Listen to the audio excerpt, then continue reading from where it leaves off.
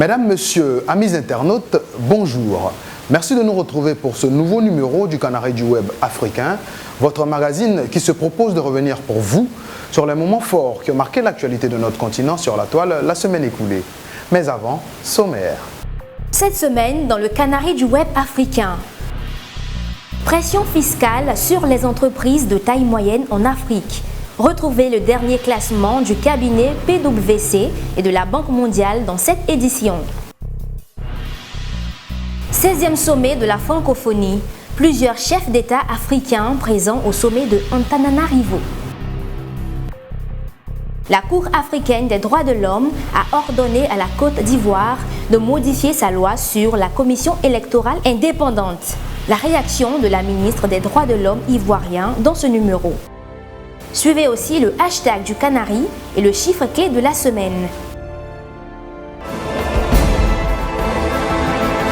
La Banque africaine de développement est désormais prête à déployer son nouveau programme de développement et ses nouvelles prestations de services avec la récente nomination des vice-présidents et des directeurs régionaux. Ces nouveaux directeurs régionaux auront la lourde tâche de rapprocher la banque de ses clients.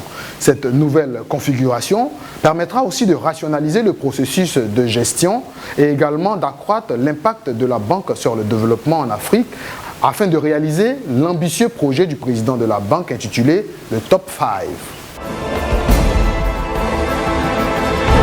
La 32e conférence ministérielle de la francophonie a pris fin ce 25 novembre à Antananarivo. Pendant 48 heures, les ministres des pays francophones étaient réunis pour préparer la venue des chefs d'État au 16e sommet de la francophonie qui se sont déroulés les 27 et 28 novembre dans la capitale malgache.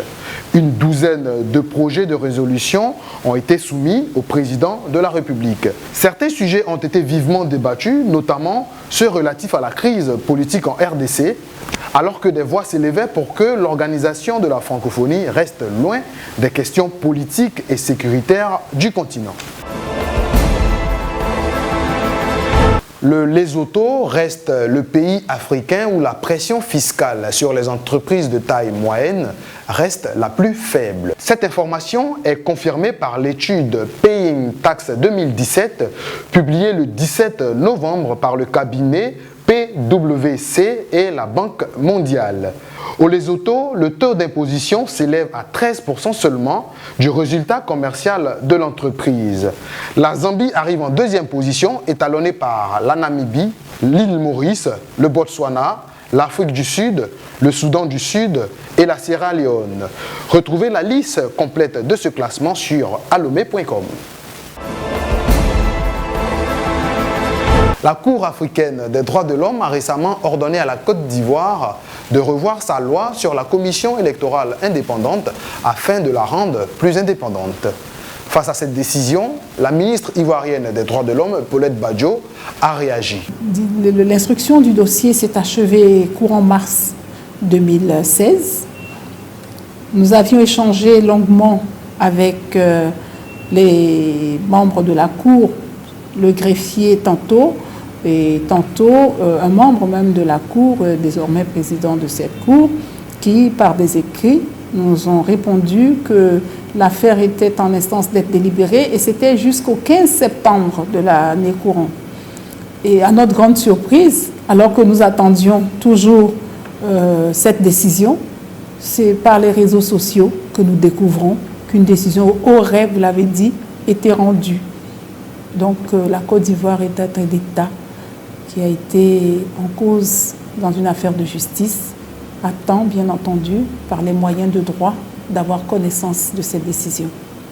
En attendant, quelles sont les actions compte mener votre ministère? Mon ministère, vous me donnez l'opportunité de m'exprimer là-dessus, c'est déjà d'informer le plus grand nombre de ce qu'est la procédure auprès de la Cour, des règles de procédure, et de dire que nous sommes un État organisé, nous sommes attrait parce que la Cour, la Côte d'Ivoire, qui elle-même avait permis aux organes non gouvernementaux de saisir la Cour parce qu'elle a fait une déclaration en ce sens, c'est cela qui montre que la Côte d'Ivoire est un pays ouvert au respect des droits de l'homme. Sinon, rien ne l'empêchait de souscrire à cette déclaration. Donc, c'est au vu de cette déclaration que l'ONG a pu saisir la Cour. Nous attendons donc la décision officielle de la Cour. La Côte d'Ivoire avait plaidé, je pense, au cours donc, des débats, l'irrecevabilité, parce qu'il aurait fallu que l'organisation non gouvernementale ait épuisé des voies de recours internes, mais nous ne savons pas du tout quelle décision a été rendue, parce que c'est officiellement que nous aurons connaissance, que nous pourrons dire si déjà il a été statué sur la question de recevabilité avant d'en arriver au fond. La première édition du Salon des infrastructures d'Abidjan a ouvert ses portes ce jeudi 24 novembre autour du thème « Infrastructures en Côte d'Ivoire, défis et opportunités ». Plus de 5000 participants sont attendus à cette rencontre initiée par le groupement ivoirien du bâtiment et des travaux publics en collaboration avec Axe Marketing. Le groupe Weblogy, partenaire de cet événement, a saisi l'opportunité pour présenter ses différents produits aux nombreux visiteurs de ce rendez-vous. L'une des attractions du stand Weblogy est le nouveau bébé de ce groupe, la carte Visa prépayée Abidjan.net, laquelle carte facilite les paiements numériques et donne droit à de nombreux autres services. Selon les représentants de l'entreprise, la carte Abidjan.net est une carte Visa prépayée internationale hautement sécurisée qui est destinée à tout le monde sans condition de revenus.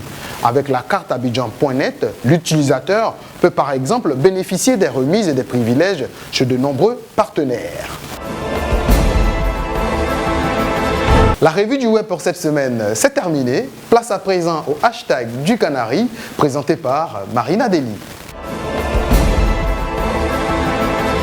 En Côte d'Ivoire, la communauté Nzima a célébré sa fête culturelle et annuelle l'Abissa à Grand-Bassam du 6 au 20 novembre 2016. Cette fête de retrouvailles et de réjouissance marque la célébration de la nouvelle année chez les Nzima et promeut l'égalité sociale. Pendant 2 semaines, les filles et les fils de la communauté, mais également les invités, se sont réunis autour du chef des Nzima et du tam-tam parleur. Si la première semaine de l'Abissa a été marquée par la première apparition du tam-tam parleur, la deuxième, quant à elle, a ouvert le début des festivités avec la sortie du roi des Nzima, Sa Majesté Amontano Désiré, accompagné du tam-tam sacré. Cette sortie du roi a plongé les fils et les filles de la communauté dans un ballet de poussière fait de danse traditionnelle de l'Abissa. Ce rassemblement culturel s'est terminé sur des notes de gaieté avec des concerts. Direction le Bénin pour le chiffre clé de cette semaine qui est 105. 105 milliards de francs CFA est le budget défendu par le ministre de l'Agriculture, de l'Élevage et de la Pêche devant la commission budgétaire de l'Assemblée nationale. L'innovation pour 2017, c'est surtout un grand projet de développement de la base et moyenne vallée de l'Ouémé, la deuxième la plus fertile au monde après celle du Nil, avec l'installation de 5000 jeunes pour la production agricole. Le caillou de la colère tue rarement l'oiseau visé. C'est avec ce proverbe africain que nous refermons cette édition du Canari du Web. On se retrouve la semaine prochaine. D'ici là, restez connectés au réseau Weblogy.